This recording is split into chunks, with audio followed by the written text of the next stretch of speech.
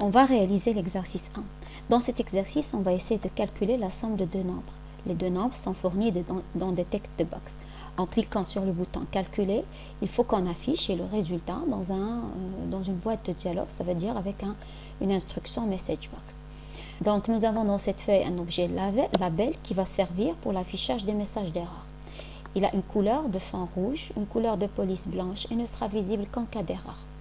Ça veut dire que là, on va utiliser cette technique de gestion d'erreurs.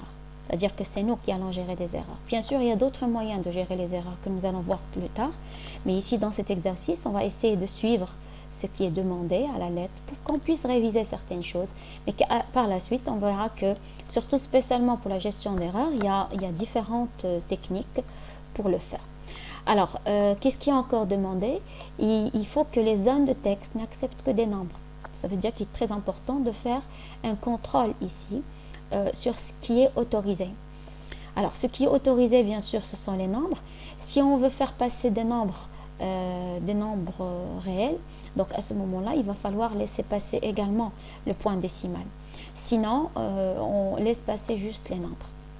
En cliquant sur le bouton calculer, donc on affiche le résultat. Voilà, c'est le travail que nous allons essayer de faire. Donc on revient vers notre projet. Nous avons déjà préparé toute la structure, nous avons les formulaires.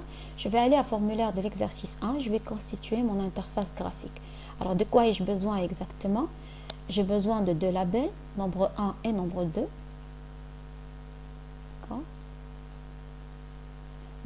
N'oublions pas le label où on va afficher les erreurs. Et on a besoin également de deux text box pour la saisie des nombres. Premier nombre, deuxième nombre.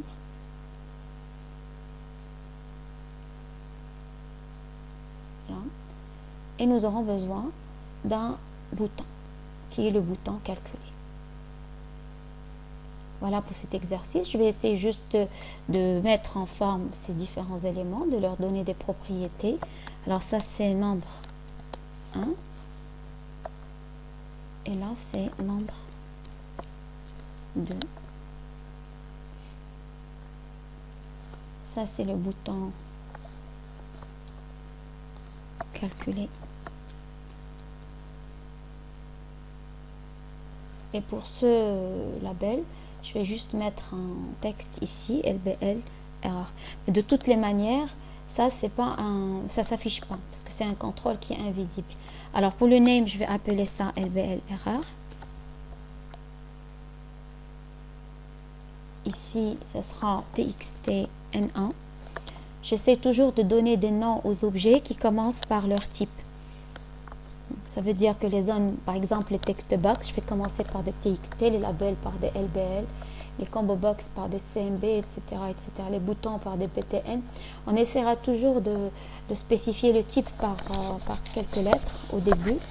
On prendra l'habitude de le faire. C'est très recommandé, c'est très conseillé comme nomination pour les objets. Et quand on est en train de programmer, à partir du moment, parce qu'en programmation, il nous donne un assistant, à partir du moment, par exemple, où je mets le TXT, il va me regrouper toutes les zones de texte, il va me les afficher.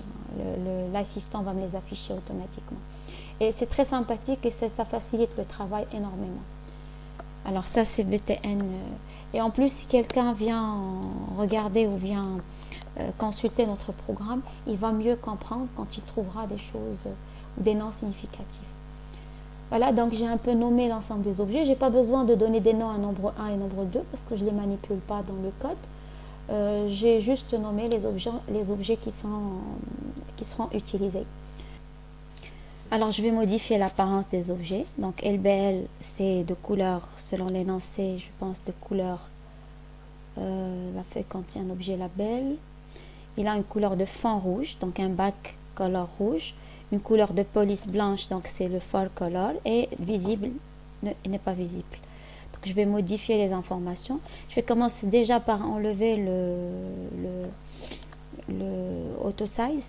Je vais mettre sur false, comme ça il peut prendre tout l'espace nécessaire. Il ne va pas s'adapter au texte. On en a déjà parlé avant.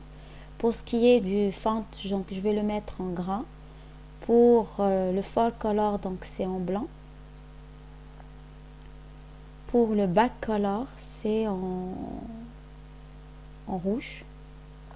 C'est ce qui est demandé. Alors, et c'est pas visible.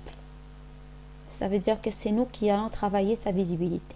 Donc, par défaut, il n'est pas visible. Quand il y aura une erreur, on le rendra visible. Après, donc, la couleur ici de fond pour le bouton. Donc, noir, plutôt jaune sur fond noir. Donc, le back color, for color déjà. Donc, c'est du jaune. Je vais mettre un peu en gras pour que ce soit mis en valeur. Et la couleur de fond qui est noir. Donc voilà, l'interface graphique maintenant elle est prête. Il nous reste à programmer. Alors qu'est-ce qu'il nous faut? Il faut d'abord bloquer les lettres au niveau de ces deux zones. Bloquer les lettres, ça veut dire qu'à un moment donné, ce que l'utilisateur va saisir, on va filtrer. On va voir si ce sont des nombres, on va laisser passer, nombres ou alors point décimal pour les nombres à virgule. Et si c'est une lettre ou autre chose, caractère, plus, moins, inférieur, supérieur, on va bloquer. Où est-ce qu'on va bloquer? Il va falloir travailler sur les événements clavier. En fait, nous avons trois événements clavier très utilisés. Nous avons l'événement K-up, K-press et plutôt K-down pour le dire dans l'ordre. K-down, ça veut dire que la touche a été appuyée. K-press, la touche a été appuyée et on a détecté que c'était bien un caractère. Parce que la touche peut être appuyée, mais elle n'est pas nécessairement génératrice de caractères. Par exemple, la touche Maj, la touche contrôle, la touche alt, ce sont des touches, donc ils ont bien été pressés. Le système reconnaît bien qu'une touche a été pressée. Mais à ce moment-là, on ne va pas entrer dans l'événement K-press. Parce que dans l'événement K-press, il est question de caractère. Quel caractère il a été appuyé. Le K-down, le K-up plutôt, ça veut dire que la touche a été pressée et que l'utilisateur a lâché la touche.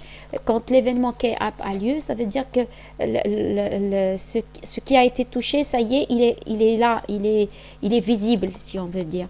Si par exemple, je suis en train de taper quelque chose dans un text box, quand c'est l'événement K-press, ça veut dire que le système reconnaît comme quoi, voilà, telle touche a été appuyée, tel caractère est là, mais il n'a pas encore été affiché.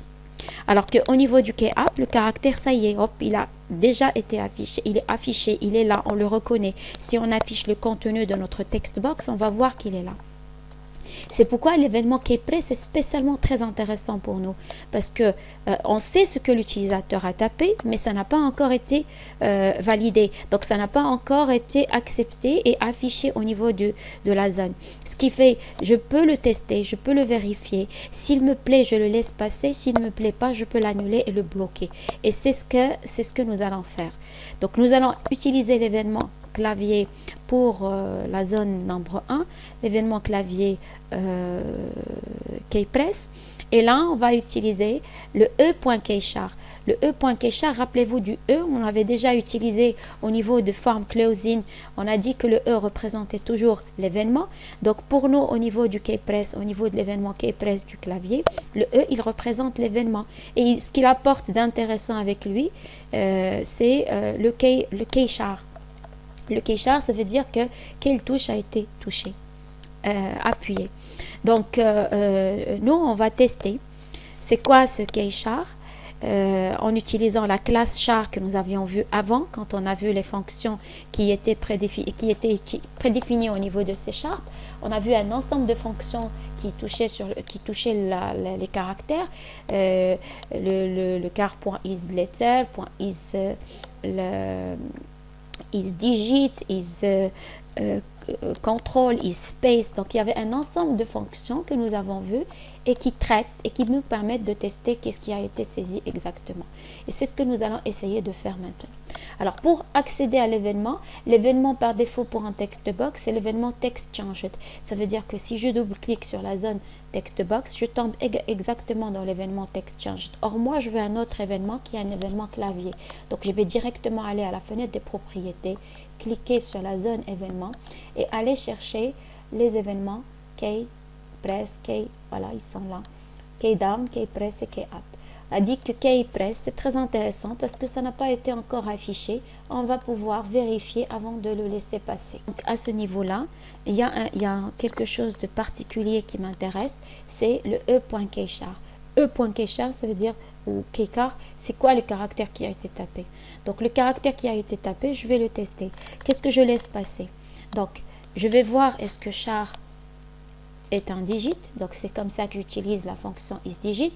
Je lui fournis entre parenthèses le keychar. Il faut aussi que je laisse à l'utilisateur la possibilité d'effacer les lettres. Donc je vais également laisser passer le char.isControl.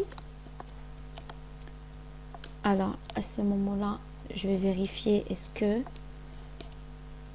si c'est un contrôle, je laisse passer. Et qu'est-ce que je laisse aussi passer? Je laisse aussi passer le point décimal. Dans mon machine, le point décimal, c'est le point. Mais c'est vrai qu'il y a des machines où le point décimal est plutôt la virgule.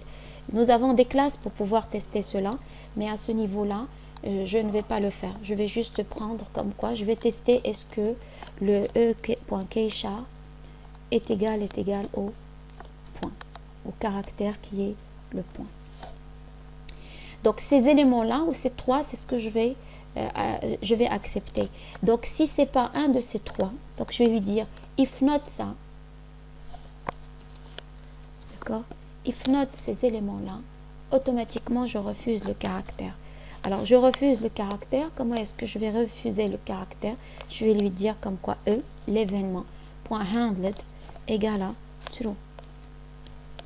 Si ce n'est pas un de ces trois caractères, annule l'opération, annule le caractère, ne l'accepte pas. Je peux aussi utiliser le keypress pour faire quelque chose du genre, quand je reçois un caractère, s'il n'est pas en majuscule, je vais le transférer en majuscule avant de l'accepter. C'est ce genre de test que je peux faire. L'utilisateur, il peut taper en majuscule, en minuscule. Moi, quand j'affiche, ça va s'afficher toujours en majuscule. Je peux... c'est l'événement keypress est très intéressant aussi dans ce sens-là. Alors, je vais exécuter pour tester ce que je viens de faire. L'exercice 1. J'essaie de saisir des caractères, ça ne passe pas. Espace aussi. J'essaie de saisir des nombres, ça passe. Je vais saisir le point décimal, ça passe. Je vais saisir un autre nombre. J'essaie de supprimer avec le bouton effacer. J'essaie de supprimer avec le bouton de suppression, ça passe. Donc là, normalement, ce qui doit être accepté, il est accepté. Sauf que j'ai un petit problème, c'est que là, si j'essaie de saisir un autre point, ça passe. Ce qui me donne quelque chose d'incorrect, parce qu'un nombre ne peut pas contenir deux points décimaux. Il est tout à fait normal que ça commence avec un point 56, parce que pour le système, c'est interprété comme 0,56. Il est aussi possible que ça se termine avec un point, parce qu'il est interprété comme un point 0, donc il n'est pas accepté. Mais il n'est pas normal que ça contienne deux points. Donc il faut que je rajoute quelque chose à mon programme pour qu'il refuse les deux points. Alors avant d'aller tester, je vais vérifier combien il y a de points dans le nombre. Si jamais il y a, je vais utiliser pour cela la méthode split. Si jamais il y a déjà un point, donc le point est refusé. Je vais mettre un tableau de type string. Alors je vais l'appeler T égale à ma chaîne, donc ça veut dire le txtn1.text. Je vais lui faire un split en utilisant le point. Et je vais calculer la longueur de mon tableau. Si je trouve que la longueur égale à 1,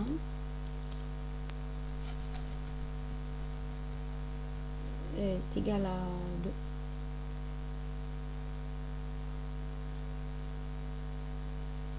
Est égal à 2 parce que ça veut dire, si jamais il y a un point comme dans la chaîne et que je demande sa séparation de la fractionner en fonction de points, donc au minimum, il y a deux cases dans le tableau. Donc si jamais c'est égal à 2 et que le contrôle le contrôle saisie, le e point qui est char égale au point, ça veut dire que là je refuse. Donc je refuse le caractère e.handled égale à true, et en même temps j'arrête. C'est pas la peine qu'il aille faire les autres tests. Donc le caractère a été refusé. Donc là ça va me permettre de ne pas avoir beaucoup de points. Donc je vais faire le test, comme ça je vois est-ce que je me suis trompée. Donc là j'ai déjà un point, ça passe. Je vais essayer de saisir un deuxième, ça passe pas. Parce que j'ai bloqué. La même chose, je dois la faire pour nombre 2. Donc là, on va, au lieu de refaire le même programme, parce que si je dois écrire quelque chose, je vais trouver que c'est le même programme. Donc au lieu de refaire encore une fois le programme, je vais faire autre chose, je vais faire appel à cette même procédure événementielle. Où est-ce que je dois faire appel à cette procédure? Dans l'événement kPress. Dans l'événement kPress du deuxième nombre, je peux très bien lui dire, je veux que appliquer cette procédure événementielle en lui fournissant son nom. Mais il faut faire très attention, il faut que ce soit le même code. C'est-à-dire qu'il ne faut pas qu'il existe quelque chose au niveau du code qui soit spécifique. Par exemple, là, on va regarder. Là, il y a un problème. Parce que si je prends le premier code et que je le code dans le deuxième, qu'est-ce qu'il y a dans le premier code? Il y a ici un test sur TXT-N1. Or, quand je serai dans TXT-N2, le code, ça ne sera plus le même. Et là, ça va nous permettre de voir un rôle très important de Sender ici. L'objet Sender, il permet de dire ou de récupérer c'est quoi l'objet qui a envoyé cet événement.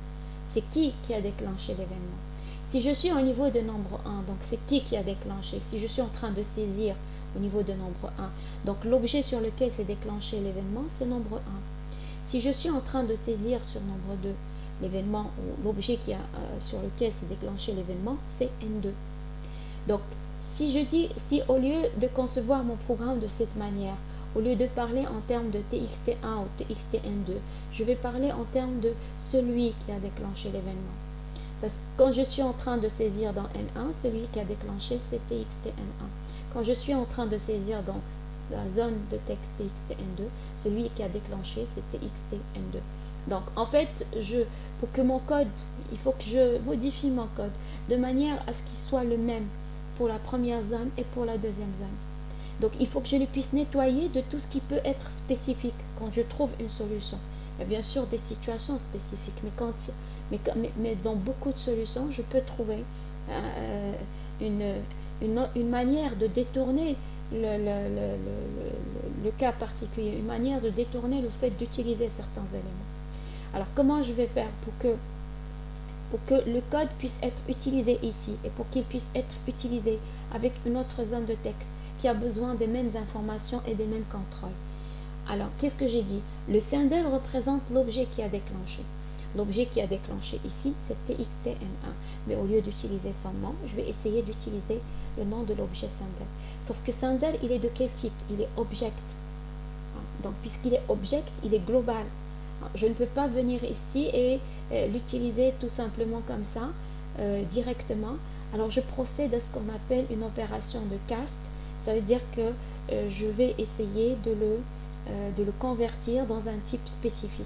Je suis sûre que celui qui a déclenché, c'est un text box. Donc, je sais bien que l'objet sender est un text box. Je vais venir alors ici, je vais déclarer un text box. Mon text box, je vais l'appeler par exemple T ou TXT. J'ai déjà utilisé T pour le tableau. TXT égale,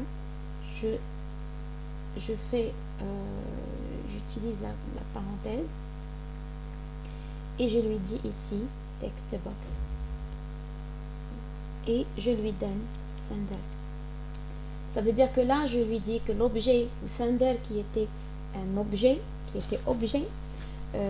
donc je vais le convertir en un type ou un sous-type si on veut, parce que text box c'est un sous-type de objet.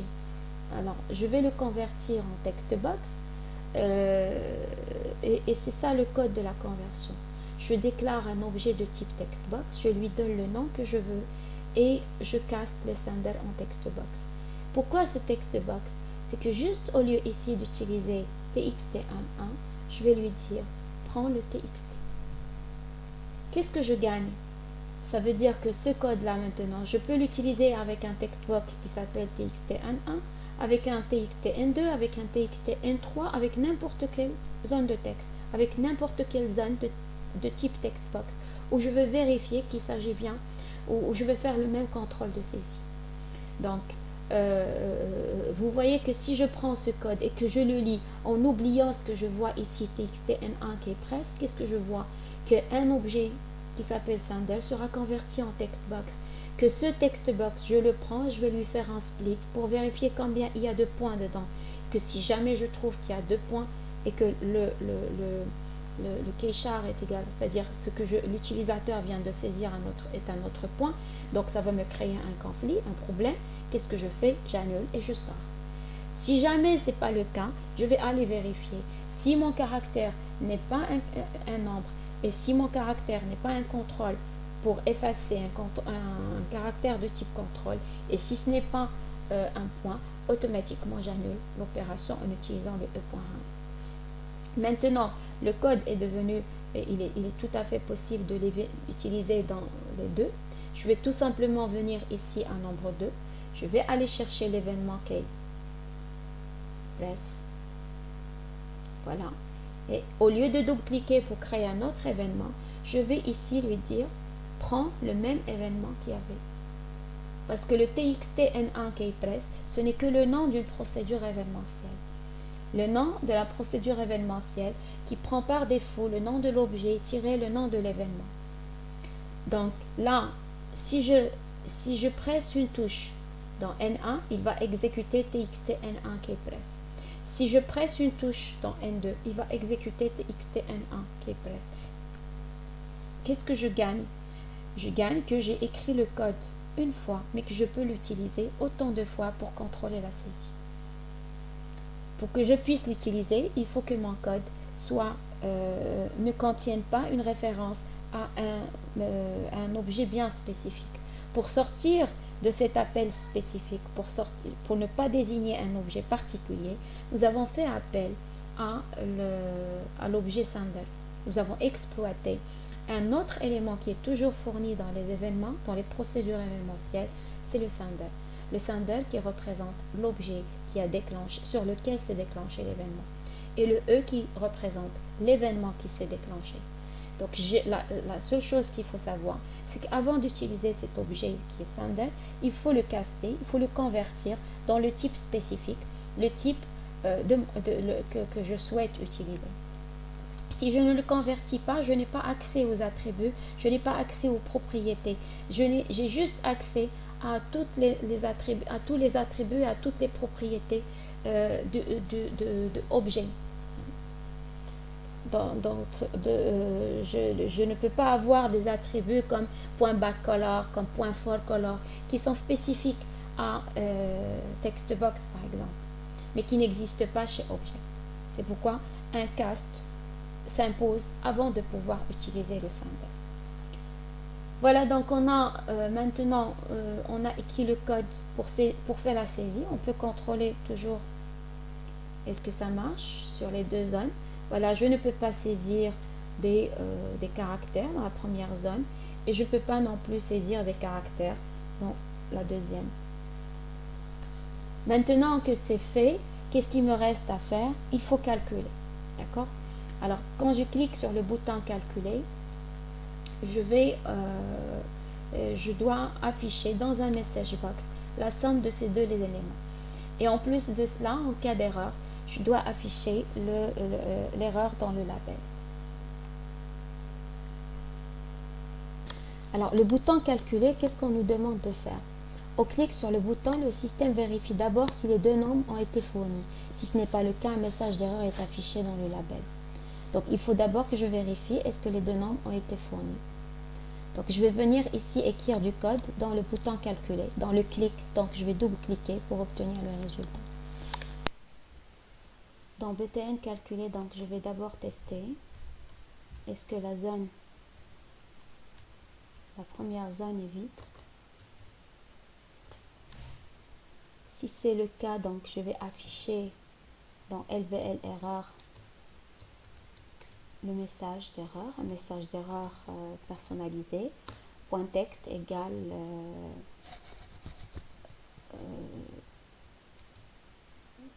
veuillez saisir le premier nombre.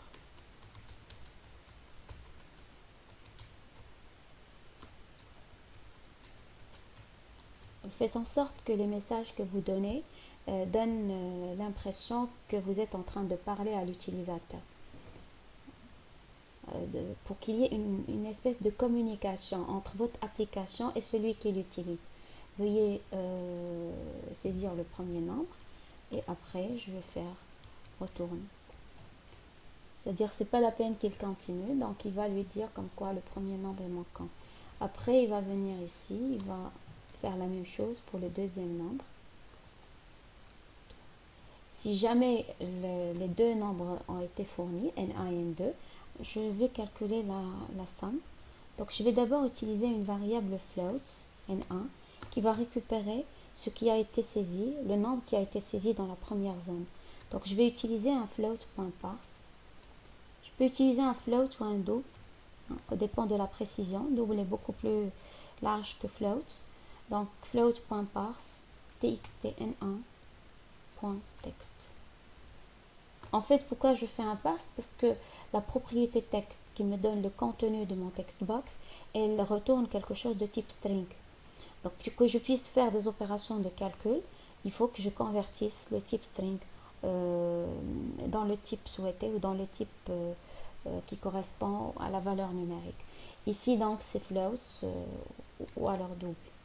Alors le premier nombre c'est ça, donc deuxième nombre N2. Voilà. Tout cela j'aurais pu le faire directement. J'essaie d'y aller étape par étape, mais j'aurais pu faire la récupération, le calcul et tout dans le message box. Donc ici je le fais. Alors le résultat est égal à N1 plus N2.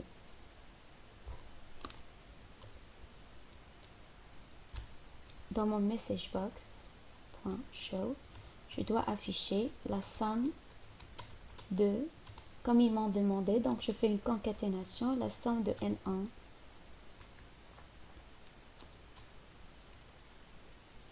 et de N2, encore une concaténation, et le résultat. Donc ça, c'est mon message. Après, il me faut le titre de la boîte, résultat. Et après, bon, les boutons OK. Si je veux rien afficher de plus, je peux arrêter à ce niveau. Je vais exécuter, il me reste la visibilité. Je vais exécuter déjà pour voir ce résultat et après, il faut pas oublier qu'on a mis le LBL invisible.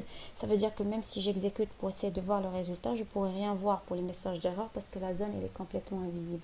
Donc qu'est-ce que je vais faire ici? Déjà quand je trouve au départ, je vais reconfirmer comme quoi visibilité égale à false. Comme ça, si l'utilisateur clique sur le bouton et qu'il efface une zone et qu'il reclique sur le bouton, donc la visibilité, elle va redevenir ou elle va être réinitialisée à false. Chaque fois, je réinitialise et je réinitialise également le texte. Comme ça, il ne restera pas un texte à l'intérieur de LBL. Maintenant, quand est-ce que le label va devenir visible? Quand il y a la première erreur ou quand il y a la deuxième erreur. Donc ici, je vais lui dire comme quoi LBL erreur.visible égale à true. La même chose, LBL erreur.visible égale à true. Donc ici, nous avons choisi de gérer l'obligation de saisir toutes les valeurs de cette manière. Dans un autre exercice, on verra que je vous propose de la saisir autrement. Ça veut dire que tant qu'on n'a pas tout saisi, le bouton va rester désactivé. Une fois qu'on aura saisi toutes les valeurs, automatiquement le bouton va être activé. Alors je vais exécuter. Donc là, je vais cliquer sur calculer. Donc veuillez saisir le premier nombre. L'erreur s'est affichée. Je saisis le premier nombre. Mais quand je clique, j'ai toujours le problème. J'ai un problème. Pourquoi il ne m'affiche pas quand je clique sur saisir le deuxième nombre? Alors, quand je regarde ici, quand j'ai fait copier-coller du message, j'ai pas changé le message. Donc, automatiquement, veuillez saisir le deuxième nombre. Alors, exercice, donc 12. Bon, on va calculer, saisir le deuxième nombre. Si j'efface le premier, il va me dire saisir le premier nombre. Par exemple, ici, ce que je peux faire, c'est que quand il me demande de saisir le premier nombre, il va envoyer le focus. C'est-à-dire, il va activer cette zone. C'est pas la peine que je cherche la souris pour que je puisse cliquer dessus. Donc, on va arranger cela. Alors, si jamais il y a une erreur ici, veuillez saisir. Donc, txtn1.focus.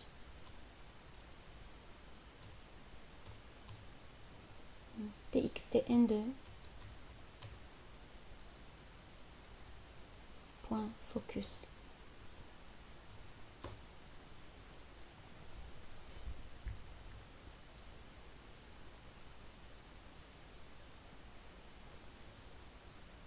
Là.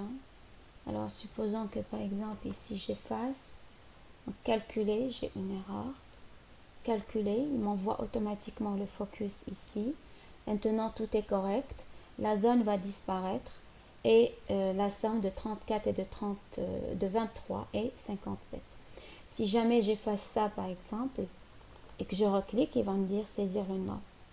Si je donne une valeur, il va la calculer.